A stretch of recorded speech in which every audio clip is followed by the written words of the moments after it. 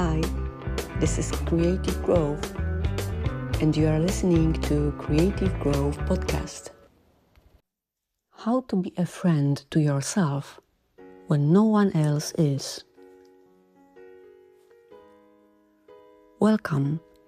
Today's video is for every woman who is incredibly kind to everyone around her and somewhere along the way forgot to include herself in that circle of kindness.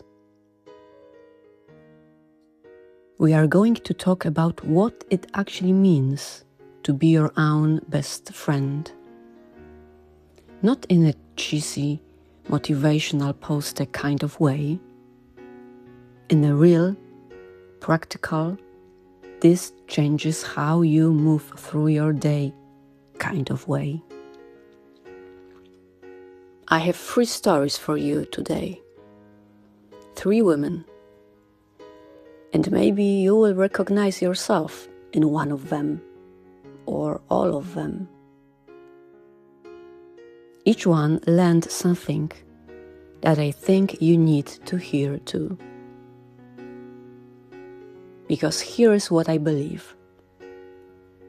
The relationship you have with yourself is the foundation of every other relationship in your life.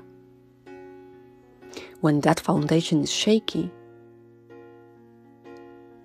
then you are constantly criticizing yourself, running on empty, saying yes when you mean no. Everything else gets harder.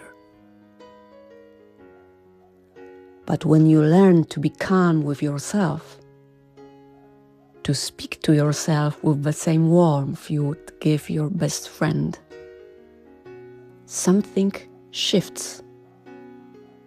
You become steadier, kinder to others, more present, more you. So let's get into it. Let me ask you something. And I want you to really think about this before you answer. When your best friend is having a hard day, when she's doubting herself, when she made a mistake, when she's exhausted and feeling like she's failing at everything, what do you say to her? You probably say something like, "Hey, you are doing your best. You are enough. I've got you." Now, when was the last time you said that to yourself? I want to tell you about a woman I will call Maya. Maya was the kind of person everyone loved. Her team at work adored her. Her friends called her first when they needed advice. She was warm, patient, encouraging.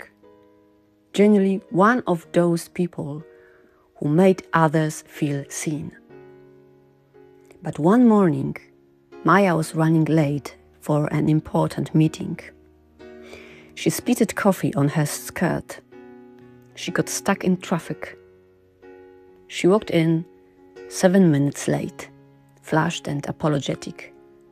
And for the rest of the day, a voice in her head wouldn't stop. "You are so disorganized. Why can't you just get it together? Everyone noticed. They think you're a mess." That evening, her friend called, also stressed, also having a rough day. And without even thinking, Maya said, "Hey, one bad morning doesn't define you. You are human. Be gentle with yourself." She hung up the phone. And then she heard herself. She realized she had just said to her friend in 30 seconds what she hadn't been able to say to herself all day. Here is what Maya's story teaches us. The inner critic, that voice that narrates your mistakes in real time, isn't trying to destroy you. It thinks it's protecting you. It thinks if it's hard enough on you, you will do better next time. But research consistently shows the opposite is true. Self-compassion, not self-criticism, is what leads to growth, resilience, and actually changing behavior. So here is your first practice. And it's simple, but it's not easy. The next time that critical voice shows up, pause and ask yourself one question. Would I say this to someone I love? If the answer is no, and it usually is, then try again. Rewrite the sentence. Not to let yourself off the hook, but to give yourself the same grace you would give anyone else who was trying their best.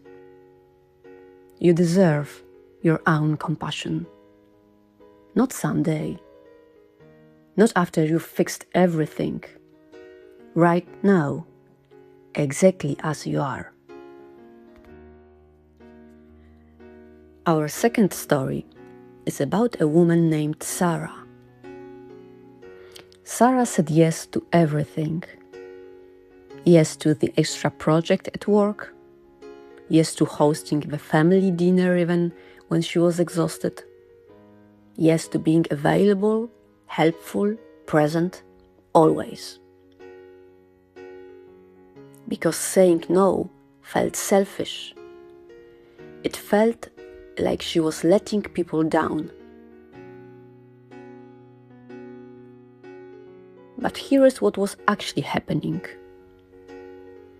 Every time Sara said yes when she meant no, a tiny piece of resentment built up. Not toward the people asking, toward herself. For abandoning herself again and again in small ways that no one else could see. Until one Sunday evening, her sister called, asking for a favor.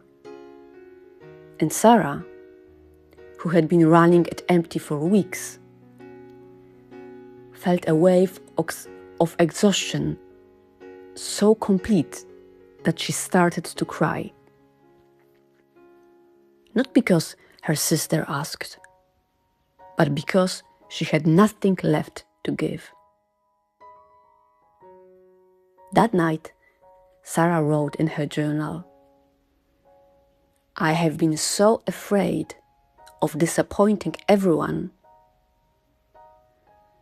that I have been slowly disappearing."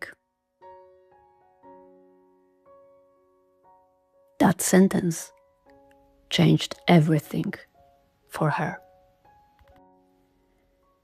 What Sara discovered, and what I want you to really hear, is that a boundary is not a wall. It's not cold. It's not rejection. A boundary is an act of self-respect that also protects your relationship. Because you cannot pour from an empty cup. And when you are running on empty, the people you love don't get the best of you. They get the leftover, exhausted, resentful version. Being calm with yourself means knowing what you need. And being kind to others means being honest with them, even when that honesty looks like, I can't right now, but I love you. The second practice this week, notice one moment where you are about to say yes out of fear. Fear of disappointing someone, fear of being seen as difficult. And ask yourself, if I said no here, would I be protecting my energy or abandoning my values?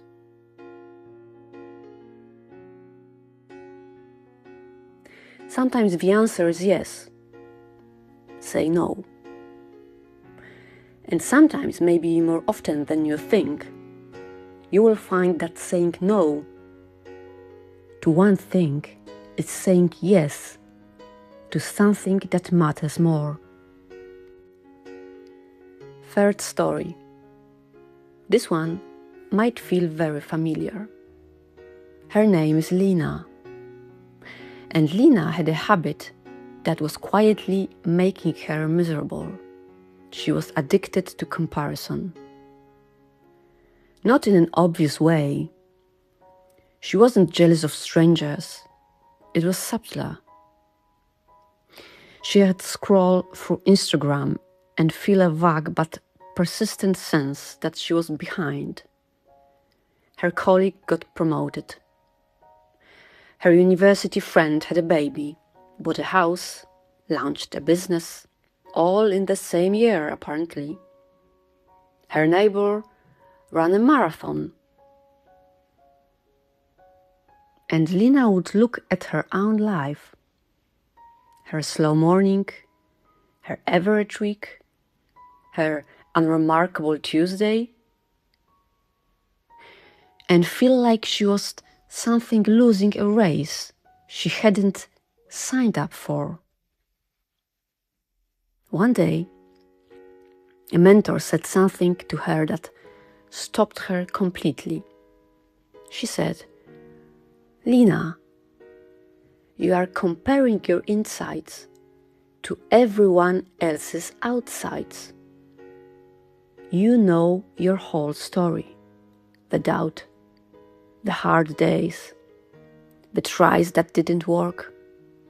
You only see their highlight reel." And then she added, "The most radical thing you can do right now is to decide that your life doesn't need to look like everyone else's to be worth something." Comparison is not the problem, actually. The human brain is wired to notice what others are doing. It's a survival mechanism. The problem is when comparison becomes a verdict, when "she has more" becomes "I am less." A best friend doesn't compare you to other people. She looks at you and says, "Look how far you've come. Look what you've built. Look at who you are." So your third practice, start a proof list, not a gratitude list. Those can feel forced when you are in a hard season. A proof list. Write down 3 things this week that are evidence that you are growing. A conversation you handled well, a moment you choose rest over pressure, a small goal you kept. Evidence that you are already becoming. Because here is the truth. Your timeline is not late. It's yours. And the woman you are becoming doesn't need to arrive on anyone else's schedule. Researcher Dr. Christine Neff spent years studying what actually helps people grow. And she found it wasn't pushing harder. It was this, 3 sentences. That's it. Next time you are struggling, try it. This is hard. I'm not alone in this. I can be kind to myself right now. You don't need to believe it fully the first time. You just need to start saying it. Imagine the version of you that's struggling right now. The one who's exhausted or scared or feels like she's failing. Now, imagine sitting across from her. Not to fix her, not to lecture her. Just to look at her and say, I see you. I'm not going anywhere. That is what being your own best friend actually looks like. Not perfection. Presence. So, 3 women, 3 different struggles, 1 shared truth. Maya learned to speak to herself like a friend, not an enemy. Sara learned that a calm no is sometimes the kindest yes she should give herself. Lena learned that her story doesn't need to match anyone else's story to be a good one. And maybe, if you've been watching this, you are carrying one of these 2. Maybe you're 3. I want to leave you with this. Being your own best friend is not about being perfect. It's not about having everything figured out. It's about showing up for yourself, the way you would show up for someone you love, with patience, with honesty, with the kind of warmth that says, I see you, I'm not going anywhere, you've got this. That's it. That's the whole practice. Before you go, I have one thing I want you to do. Just one. In the comments below, I want you to write 1 sentence to yourself. The sentence your best friend would say to you right now, today, if she really knew what you are carrying. It doesn't need to be perfect. It doesn't need to be deep, just kind. Write what you need to hear. And while you are down there, if this video meant something to you, share it with the woman in your life who needs it. Not because I need the reviews, but because maybe she's been waiting to hear that she deserves her own kindness too. Subscribe if you want more of this kind of content. Until next time, be well, be kind, and be your own bestie.